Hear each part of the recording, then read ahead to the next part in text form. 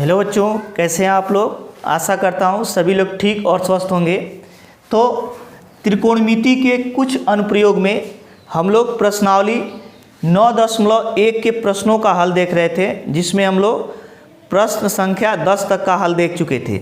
अब हम लोग प्रश्न संख्या 11 से हल देख रहे हैं। तो प्रश्न संख्या 11, क्वेश्चन नंबर 11 क्या गिवन है। एक नहर के एक तट पर एक टीवी टावर ऊर्ध्वाधर खड़ा है। टावर के ठीक सामने दूसरे तट के एक बिंदु से टावर के शिखर का उन्नयन कोण 60 अंश से फिगर दिया भी है। हमें इसमें फिगर बना कर दिया है, नहीं भी दिया होता तो हम लोग बना लेते। ये कोई टावर है, यहाँ पे दे रहा है। मैं अगर रिपीट कर रहा हूँ, मैं पिछले 2 वीडियो में भी बताया था कि आप लोगों को फिगर बनाना सीखना पड़ेगा। ये आप लोग इजीली बना लेंगे, लेकिन 2-3 बार प्रैक्टिस करना पड़ेगा। जितनी बार आप लोग बनाएंगे उतनी बार आप लोग को बनाने का अभ्यास होता जाएगा, और ये चैप्टर आप लोग तभी हल कर पाएंगे जब स्वयं से फिगर बनाना आ जाएगा। मैं अगेन क्वेश्चन रिपीट कर रहा हूँ। एक नहर के एक तट पर एक टीवी टावर खड़ा है। यहाँ पे टावर खड़ा है। नहर का तट का मतलब, अगर नहर में पानी ऐसे चल रही है तो इधर वाला, ये अगर नहर है मान लिया जाए, इसमें पानी ऐसे चल रहा है, तो इधर वाला भाग पहला तट होगा। इधर वाला इधर जितने नहर के इधर जितनी ज़मीन होगी सब पहला तट, और नहर के इधर जितना ज़मीन होगा वो दूसरा तट। या अगर यह पहला तट तो यह दूसरा तट माना जाएगा। क्या माना जाएगा? दूसरा तट। तो कह रहे हैं कि ये फिगर हमें दिया है, और फिगर के एक नहर के एक तट पर एक टीवी टावर ऊर्ध्वाधर खड़ा है। टीवी टावर ऊर्ध्वाधर खड़ा है। टावर के ठीक सामने दूसरे तट के एक बिंदु से टावर के शिखर का उन्नयन कोण, दूसरे तट पर ठीक यहीं पर 60 अंश का कोण बन रहा है। इसका मतलब नदी ऐसे चल रही, इतनी चौड़ाई में नदी ऐसे जा रही होगी। नदी यहाँ पे ऐसे चल रही, ऐसे, और इतनी चौड़ाई में चल रही है। अब क्या दिया है, कह रहे कि इसी तट पर, मतलब इधर वाले तट पे, एक तट तो इधर होगा, बीच में नदी है, ऐसे ऐसे नदी चल रही है, तो इधर पहला तट होगा, इधर दूसरा तट होगा पूरा। कह रहे इसी तट पर इस बिंदु से 20 मीटर दूर, इस बिंदु से कितना मीटर दूर? 20 मीटर दूर, 20 मीटर दूर। और इस बिंदु को मीनार के पाद से मिलाने वाली रेखा पर, मीनार के पाद से मिलाने वाली रेखा पर एक अन्य बिंदु टावर के शिखर का उन्नयन कोण 30 अंश है। अब यहाँ का जो कोण बन रहा है 30 अंश दिया है, फिगर में भी दिया है। फिगर है, इसका बना कर दिया, हम लोग को बनाना नहीं है। अब कह रहे कि टावर की ऊंचाई और नहर की चौड़ाई, टावर की ऊंचाई h और नहर की चौड़ाई मान लेते हैं x है। x y z कुछ भी माना जा सकता है। तो 2 त्रिभुज समकोण त्रिभुज बने, एक यह और एक यह। तो हम लोग इसको नाम भी दे सकते हैं A B C D। तो लिखेंगे त्रिभुज A B C में, त्रिभुज A B C में, A B C में tan 30 अंश बराबर लंब बटा आधार। लंब क्या हुआ? h, आधार क्या है? 20 प्लस x, 20 प्लस क्या हो जाएगा? x हो जाएगा। तो यहाँ से 1/√3 हो जाएगा। 1/√3 equals to h/20 plus x, h/20 plus x। तो यहाँ से वैल्यू कितनी ऑब्टेंड हो जाएगी? h बराबर 20 plus x by, cross multiplication कर लेते हैं, √3h बराबर 20 प्लस x। ये समीकरण नंबर 1। और दूसरा समीकरण यहाँ से त्रिभुज DBCD में, त्रिभुज BCD में, यहाँ पे B है, यहाँ पे C है, D है, 60 अंश है।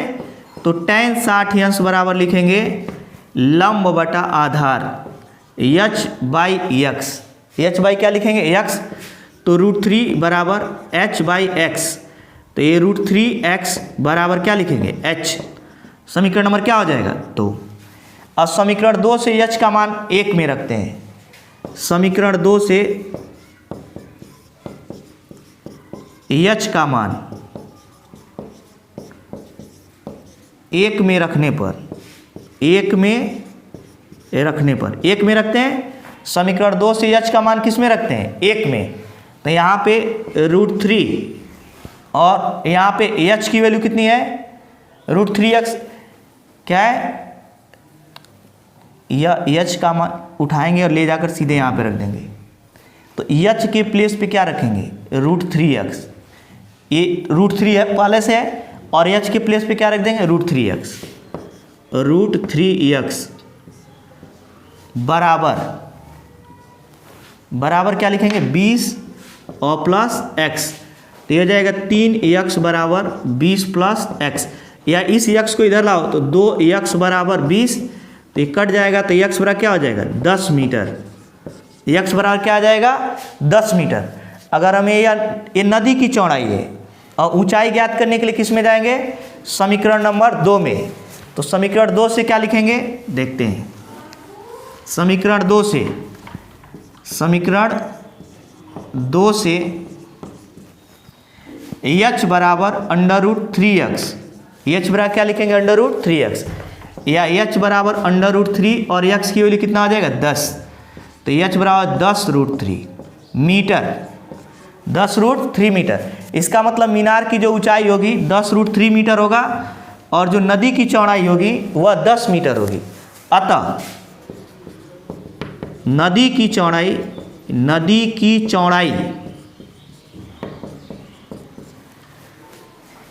10 मीटर, और यहाँ पे 10 मीटर, तथा मीनार की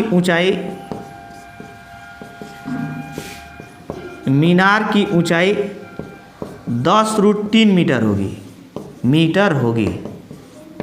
10√3 मीटर होगी।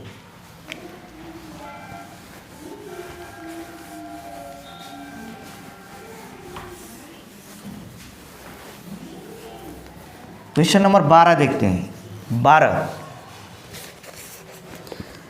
7 मीटर ऊंचे भवन के शिखर से एक केबल टावर के शिखर का उन्नयन कोण 60 अंश है और इसके पाद पर अवनमन कोण 45 अंश है। टावर की ऊंचाई बताइए। तो यहाँ पर एक टावर दिया है और एक भवन दिया है। क्या दिया है? घर दिया है, छोटा सा दिया होगा। यहाँ पे दो चीज़ें बना लेते, एक टावर और एक घर। तो दिया है 7 मीटर ऊंचे भवन, इसकी जो ऊंचाई है 7 मीटर है। कितना है? 7 मीटर। 7 मीटर ऊंचे भवन के शिखर से एक केबल टावर के शिखर का उन्नयन कोण, केबल टावर के 7 मीटर ऊंचे भवन के शिखर से एक केबल टावर के शिखर का, इसके शिखर शब्द ध्यान से पढ़ेंगे। क्या बोला है? अगर भवन के पाद से मीनार का शिखर दिया होता है या टावर का शिखर, तो यहाँ से कोण बनाते हैं। लेकिन दिया क्या है? ये देखो, भवन का पाद, भवन का शिखर, ये मीनार का पाद, मीनार का शिखर। टर्म ध्यान से पढ़ेंगे, नहीं तो फिगर गलत बनेगा। यहाँ पे कह रहे भवन के शिखर से मीनार के शिखर का जो उन्नयन कोण है कितना है? 60 अंश है। कितना कोण बन रहा है? 60 अंश। 60 अंश। और इसके पाद का अवनमन कोण 45 अंश बनता है। और इसके पाद का अवनमन मतलब यहाँ से देख रहे हैं, यहीं से खड़ा होकर एक बार शिखर को देखें और एक बार मीनार के पाद को देखें।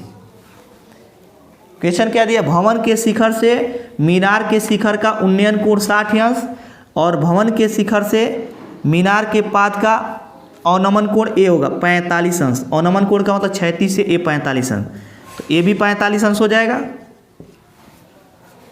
अब हमें क्या पूछा है ये देखते हैं। कह रहे टावर की ऊंचाई ज्ञात कीजिए। इस टावर की ऊंचाई ज्ञात करना है, तो अगर यह 7 है तो ए भी 7 होगा, ये भी क्या होगा? 7। और इसको x मान लेते हैं। क्या मान लेते हैं? x या y मान लेते हैं, और इसको x मान लेते हैं। क्या मान लेते हैं? x। और ये 7 मीटर ऊंचाई का है। कितने मीटर ऊंचाई का है? 7 मीटर। तो यहाँ से tan 60 अंश लिखेंगे। चित्र से क्या लिखेंगे? tan 60 अंश बराबर tan 60 लंब बटा आधार, लंब क्या हुआ y बटा आधार क्या है x, y बेटा क्या लिखेंगे x, तो a√3 बराबर y बाई एक्स, tan 60 बराबर क्या लिखेंगे y बाई एक्स, अगर यह x है तो ये भी x लिखेंगे y बाई एक्स, यहाँ से y बराबर क्या हो जाएगा √3x, y बराबर √3x, यहाँ से 45 अंश लिखते हैं तो tan 45 अंश बराबर 7 बटा x, पुनः tan 45 अंश बराबर 7 बटा x, लंब बटा आधार 1 बराबर 7 बटा x बराबर 7 मीटर। समीकरण 1 में x का मान समीकरण 1 में रखने पर, x का मान समीकरण 1 में रखने पर,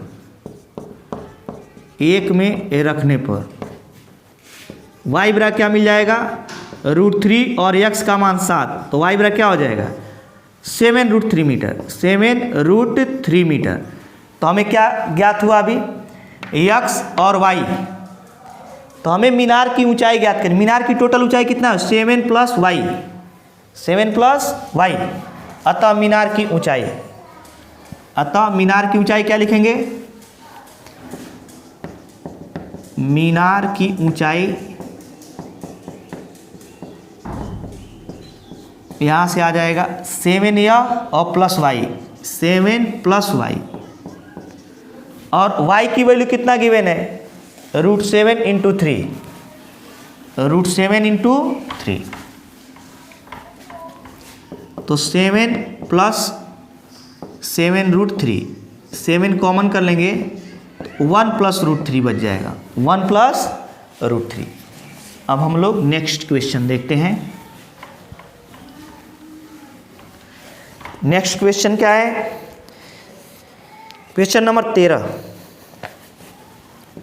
13 क्या दिया है, समुद्र तल से 75 मीटर ऊंची लाइट हाउस के शिखर से देखने पर 2 समुद्री जहाज़ों के अवनमन कोण क्रमशः 30 अंश और 45 अंश हैं।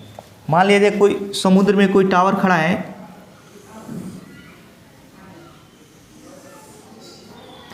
और यहाँ पे समुद्र है, इसमें 2 नावें हैं, एक नाव यहाँ पर है और दूसरी नाव यहाँ पे है। क्या दिया है, टावर के शिखर से देखने पर अवनमन कोण 30 और 45 अंश है, मतलब एक बार यहाँ पर देखें ऐसे और एक बार यहाँ पर देखें ऐसे, तो 2 कोण हमें प्राप्त हुए, कितने कितने अंश के, या 45 अंश का और ये कितने अंश का 30 अंश का, 45 और 30 अंश का, 45 और 30 अंश का। तो फिर क्या दिया है, यदि लाइट हाउस के एक ही ओर एक जहाज दूसरे जहाज के ठीक पीछे हो तो दोनों जहाज़ों के बीच की दूरी ज्ञात कीजिए।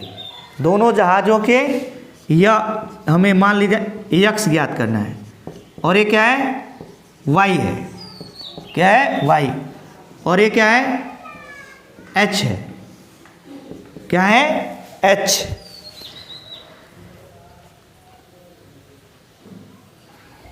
तो हमें क्या पूछा है, दोनों जहाज़ों के बीच की दूरी ज्ञात, ठीक है कोई दिक्कत नहीं। एक बार tan 30 अंश लिख देते हैं h बटा x प्लस y, और एक बार 45 अंश लिख देते हैं, क्या लिख देते हैं 45 मीटर, और यहाँ पे यह h दिया है हमें 75 मीटर दिया है, कितना दिया है 75, तो tan चित्र से tan 45 अंश बराबर लिखेंगे, तो लिखेंगे 75 बटा y, 75 बटा क्या लिखेंगे y, और tan 45 अंश का मान 1, 75 बटा y, तो y बराबर क्या हो जाएगा 75 मीटर हो जाएगा, y बराबर क्या हो जाएगा 75 मीटर। tan 45 अंश, एक बार tan 30 अंश, tan 30 अंश बराबर 75 बटा x प्लस y, पुनः tan 30 अंश बराबर 75 बटा x plus y, x plus y 1 बटा √3, 75 बटा x प्लस y, और इधर करेंगे तो x प्लस y बराबर क्या लिखेंगे 75 √3, अब समीकरण 1 से y का मान समीकरण 2 में रखेंगे। समीकरण 1 से y का मान किस में रखेंगे? समीकरण 2 में। समीकरण 1 से y का मान 2 में रखने पर, 2 में रखेंगे तो क्या प्राप्त होगा? यहाँ पे यक्स अपने स्थान पे रहेगा और प्लस y के स्थान क्या लिखेंगे? 75 बराबर यहाँ पे 75√3 हो जाएगा। 75√3 तो यहाँ से यक्स बराबर हो जाएगा 75√3 माइनस 75। 75√3 माइनस 75, दोनों में क्या कॉमन कर लें? 75। क्या कॉमन कर लें? 75 कॉमन कर लें तो यक्स बराबर क्या हो जाएगा? 75 कॉमन कर लेंगे तो √3 माइनस 1 बच जाएगा, इतना मीटर। 75 √3 minus 1 metre.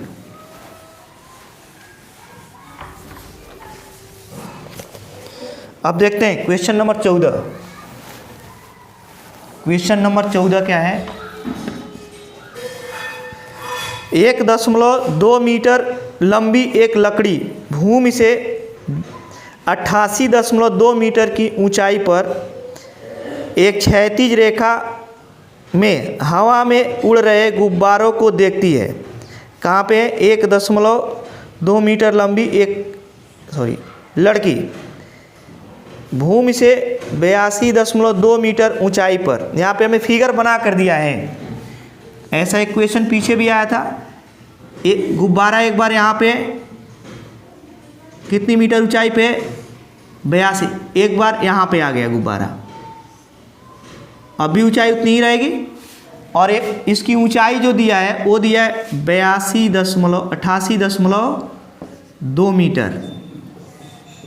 88.2 मीटर और 1.2 मीटर लंबी लड़की है, यहाँ से देख रही है। यहाँ पे इसकी लंबाई कितनी है? 1.2 मीटर। 1.2 मीटर लंबी एक लड़की भूमि से 88.2 मीटर की ऊंचाई पर एक क्षैतिज रेखा में हवा में उड़ रहे गुब्बारे को किसी भी क्षण लड़की की आंख से गुब्बारे का उन्नयन कोण 60 अंश। कितना है? 60 अंश।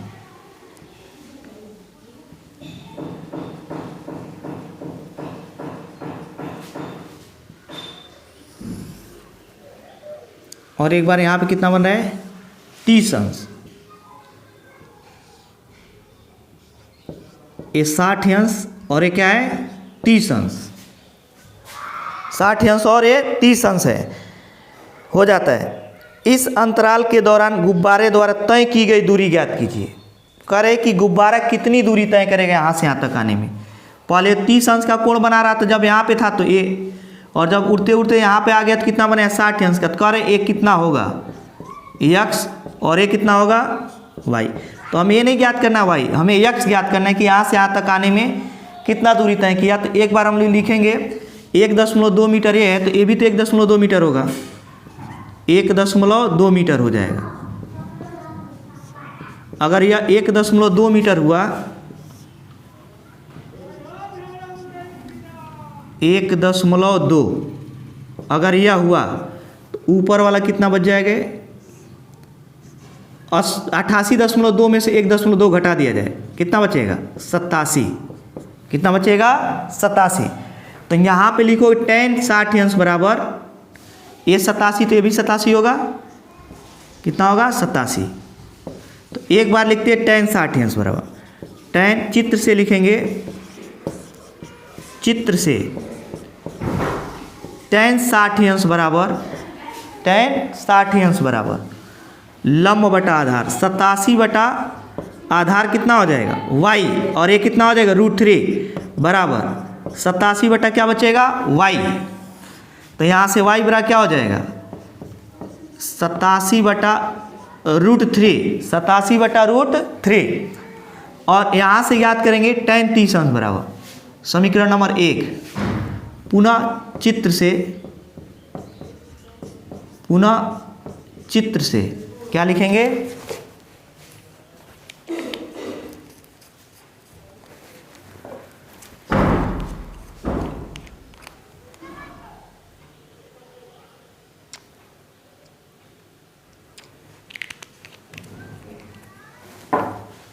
चित्र से क्या लिखेंगे, tan 30 अंश बराबर, tan 30 अंश बराबर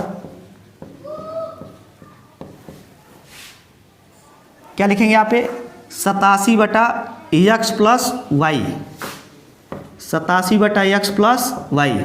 यहाँ से यहाँ तक क्या होगा, 87 x प्लस वाई, 1/√3 बराबर क्या लिखोगे, 87/x प्लस वाई। अब यहाँ से x प्लस वाई किधर कर लें, x प्लस वाई बराबर 87√3, 87√3। ये समीकरण नंबर कौन सा हो जाएगा, 2 हो जाएगा। समीकरण 1 से y का मान 2 में रखने पर, समीकरण 1 से y का मान समीकरण 2 में रखने पर, 2 में रखने पर जब 2 में रख कर हल करेंगे तो क्या मिलेगा, यहाँ पे y का मान 27/√3 रख देंगे। y का मान कितना रख देंगे, 87/√3। तो हमें x प्राप्त हो जाएगा, x प्लस 87/√3 यहाँ पे रख दिए, इसके स्थान पे y के स्थान पे 87 इक्वल टू 87√3।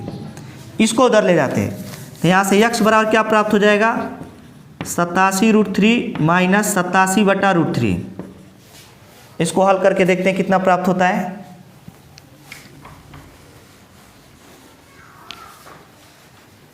x बराबर √3 जब एलसीएम ले लेंगे तो √3 का इससे मल्टीप्लाई हो जाएगा, 87√3 गुणे √3, 87 इंटू 3 हो जाएगा, माइनस 87 गुणे 3 माइनस 87। तो x बराबर हो जाएगा 87, 3 माइनस 1 अपान क्या हो जाएगा, √3। क्या हो जाएगा, √3। 87 गुणे 2 बटा √3 मीटर, √3 मीटर। यहाँ से x का मान हमें प्राप्त होगा कि नाव कितना, गुब्बारा कितना इधर आया।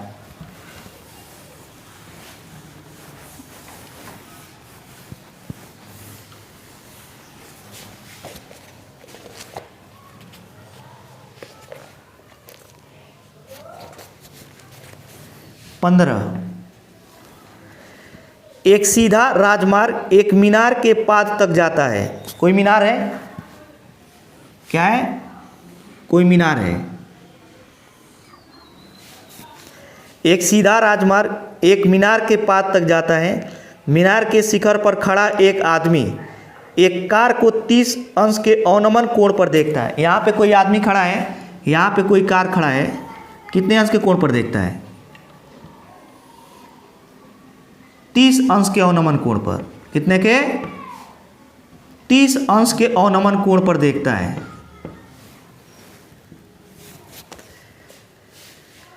जो कि मीनार के पाद की ओर समान चाल से चलता है। वो इधर चलता है और 6 सेकेंड बाद कार का अवनमन कोण 60 अंश हो जाता है। कितना हो जाता है, 60 अंश हो जाता है। इस बिंदु से मीनार के पाद तक पहुंचने में कार द्वारा लिया गया समय ज्ञात कीजिए। कह रहे इस बिंदु से मीनार के पाद तक पहुंचने में कितना समय, 6 सेकेंड तो इसमें चला गया x में, अब y में कितना समय लगेगा। तो हमें x और y ज्ञात कर ले और यहाँ से यहाँ तक हम चाल ज्ञात कर लें कि किस चाल से वो चल रहा है। और मीनार की ऊंचाई कितना दिया है, ये नहीं दिया, हम लोग h मान लेते हैं। नहीं दिया रहे क्या मान लेंगे, h। तो सबसे पहले हम लोग x और y को h के पदों में व्यक्त कर लेते हैं। तो एक बार tan 30 अंश लिखेंगे, एक बार tan 60 अंश। तो लिखेंगे चित्र से, क्या लिखेंगे, tan 30 अंश बराबर, tan 30 अंश बराबर क्या लिखेंगे, h by x plus Y, h by x plus Y. और ये कितना है, 1/√3 बराबर h by X plus Y. X plus Y को इधर कर लेते हैं, तो एक्स प्लस वाई बराबर √3 को इधर कर लेते हैं, √3h, √3h। समीकरण नंबर क्या हो जाएगा, 1। और एक बार पुनः चित्र से 60 अंश के लिए लिखते हैं। तो क्या लिखेंगे, tan 60 अंश बराबर h by Y, h by Y. तो टेन साठियंस का मान क्या होगा, √3 बराबर h/y। तो यहाँ से √3y बराबर क्या हो जाएगा, h। ये समीकरण नंबर क्या हो जाएगा, 2। तो समीकरण 1 और 2 अगर ध्यान से देखा जाए तो यहाँ पे y का मान ला के रख देते हैं ताकि x ज्ञात हो जाए। तो y बराबर क्या लिखेंगे, h/√3 समीकरण नंबर 2। समीकरण नंबर क्या हो जाएगा, 2। समीकरण 1 से समीकरण 2 से y का मान 1 में रखने पर, समीकरण 2 से y का मान समीकरण 1 में रखने पर, किसमें, समीकरण 1 में रखने पर यहाँ से y उठाकर यहाँ पे रख देते हैं। तो यहाँ पे x है और प्लस y के प्लेस पे क्या लिखेंगे, h/√3। h/√3 बराबर यहाँ पर भी क्या मिलेगा, √3h। इस इक्वेशन में रखा गया, बस यहाँ पे चेंजिंग हुआ, इसके स्थान पे क्या रख दिए हैं, y बराबर h/√3। y बराबर क्या रख दिए, h/√3। अब इसको सॉल्व करते हैं, देखते हैं क्या ऑब्टेन होता है, क्योंकि हमें x और y को फाइंड करना है किसके पदों में, h के पदों में। तो इसको सॉल्व करके हम लोग फाइंड कर सकते हैं। h को उधर ले जाते हैं तो x बराबर हो जाएगा √3h माइनस h/√3।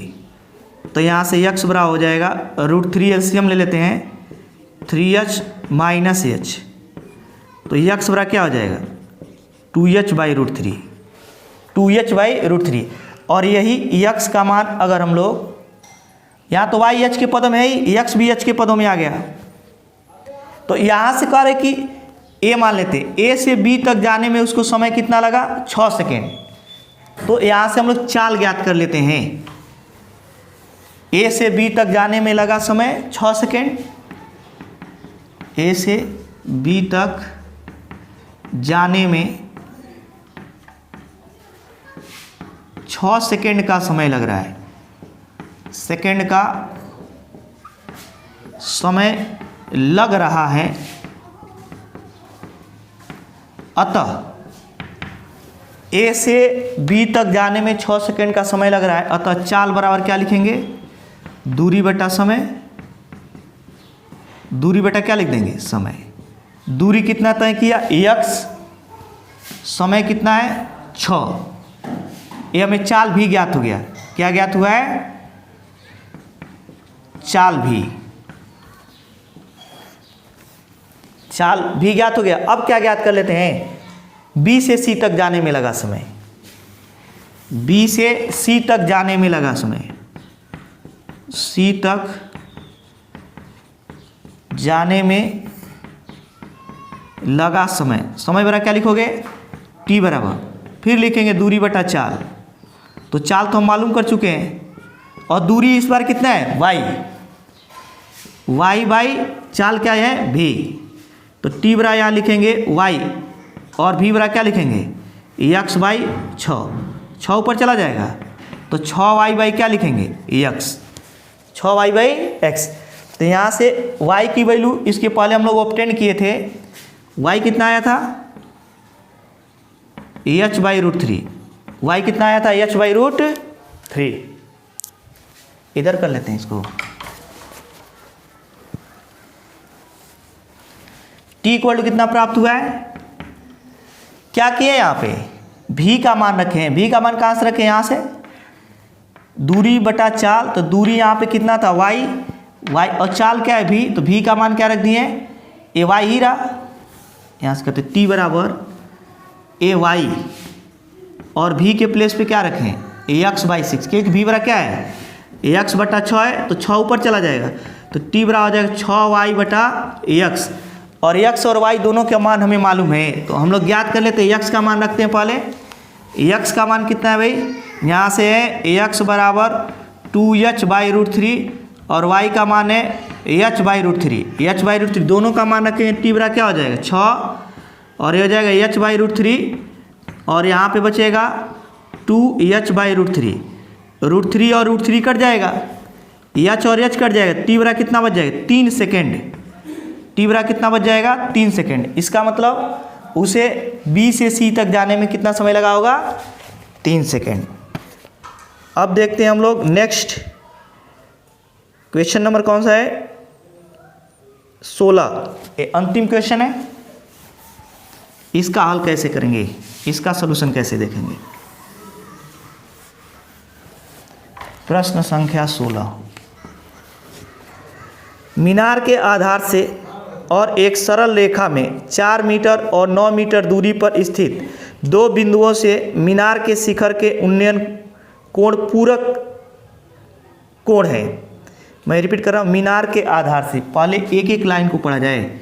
मीनार है, मीनार का ये आधार या लंब पाद इसी को बोलते हैं। मीनार के आधार से और एक सरल रेखा में 4 मीटर और 9 मीटर की दूरी पर स्थित, यहाँ से ये सरल रेखा पर है, एक 4 मीटर की दूरी पर है और एक 9 मीटर की दूरी पर स्थित है। मीनार के आधार से 4 मीटर और 9 मीटर की दूरी पर एक सरल रेखा में स्थित दो बिंदुओं से मीनार के शिखर का उन्नयन कोण पूरक सिद्ध होता है। पूरक का मतलब अगर एक थीटा है तो दूसरा कितना होगा 90 degree minus theta, 90 degree minus theta. और इसकी ऊंचाई क्या है h है, ऊंचाई क्या है h। तो हमें कह रहे सिद्ध कीजिए कि मीनार की ऊंचाई 6 मीटर है। कैसे सिद्ध करेंगे, पहले यहाँ से tan थीटा इक्वल टू लिख लेते हैं। चित्र से लिखेंगे तो tan थीटा इक्वल टू हो जाएगा यहाँ से h/4, ये समीकरण नंबर 1। और पुनः क्या लिखेंगे, tan पूरक कोण दिया था थीटा तो 90 माइनस थीटा, हमें मालूम कि किसके पहले हम पूरक कोण पढ़ चुके हैं त्रिकोणमिति परिचय में। तो tan 90 degree minus theta equal to, इस त्रिभुज के लिए लंब h है, आधार क्या है 9। तो इसको अगर लिखना चाहें तो यहाँ से tan 90 माइनस थीटा, 90 देखते ही tan का पूरक क्या लिखेंगे cot, और cot थीटा इक्वल टू हो जाएगा h/9। ये समीकरण नंबर क्या हो जाएगा 2। अब इसको हल करना है तो क्या करते हैं, समीकरण 1 और 2 का गुणा कर देते हैं। क्यों, क्योंकि tan और काट उल्टा होते हैं, कट जाएंगे। तो समीकरण 1 गुणे 2 जोड़ेंगे नहीं, 1 गुणे 2 कर देते हैं।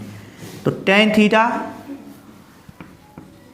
इंटू इधर क्या है काट थीटा बराबर क्या लिखेंगे h/4, और यहाँ पे क्या लिखेंगे h/9। तो ये tan हो जाएगा और काट का उल्टा क्या हो जाएगा 1/tan हो जाएगा बराबर h²/36। h² क्या हो जाएगा 36। तो यहाँ से tan और tan कट जाएगा तो 1 बराबर हो जाएगा h²/36 या h²/36, इधर 36 हो जाता है, h बराबर √36 बराबर 6 मीटर।